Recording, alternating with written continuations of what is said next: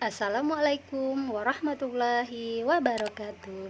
Halo anak-anak, ketemu lagi dengan Ustazah pada mata pelajaran Pendidikan Agama Islam dan Budi Pekerti. Anak-anak, bagaimana kabar antum hari ini?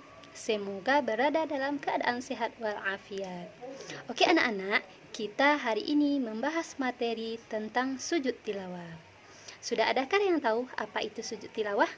Nah, sebelum kita membahas lebih dalam tentang sujud tilawah ini, alangkah baiknya kita berdoa terlebih dahulu agar kita mendapatkan ridho dari Allah Subhanahu wa taala dan bernilai ibadah di hadapan Allah. Baiklah anak-anak, kita mulai berdoa dengan membacakan basmalah.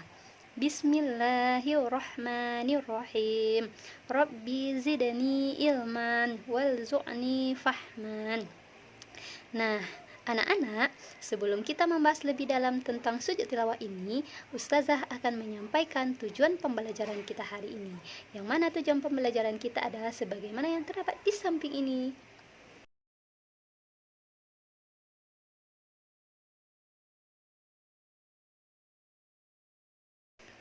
Nah, itulah tujuan pembelajaran kita hari ini. Jadi, anak-anak, nah kita masuk pada pembahasan kita, yaitu mengenai tentang sujud tilawah. Nah, sudah adakah yang tahu apa itu sujud tilawah? Sudah pernahkah mengerjakan yang namanya sujud tilawah? Sujud tilawah itu dapat kita artikan sebagai sujud yang dilakukan oleh seseorang karena dalam membaca ayat Al-Quran atau mendengar ayat Al-Quran yang di dalamnya terdapat ayat sajadah, maka melakukan yang namanya sujud tilawah. Nah, sujud tilawah ini boleh dilakukan ketika kita dalam melaksanakan sholat dan boleh dilakukan ketika kita di luar melaksanakan sholat.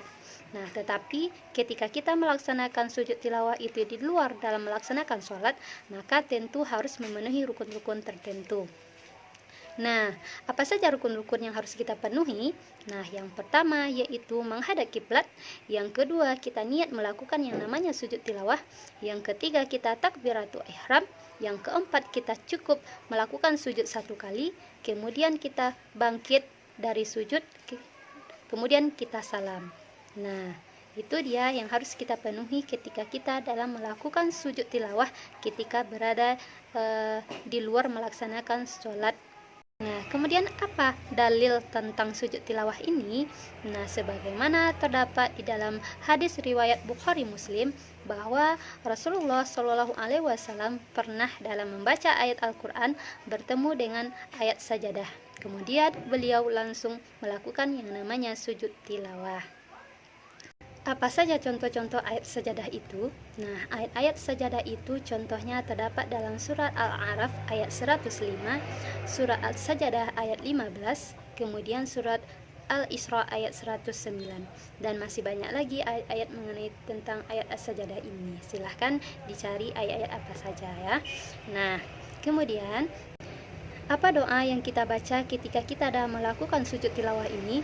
Nah, doa yang kita baca ketika kita dalam melakukan sujud tilawah itu yaitu sebagaimana yang terdapat di samping ini.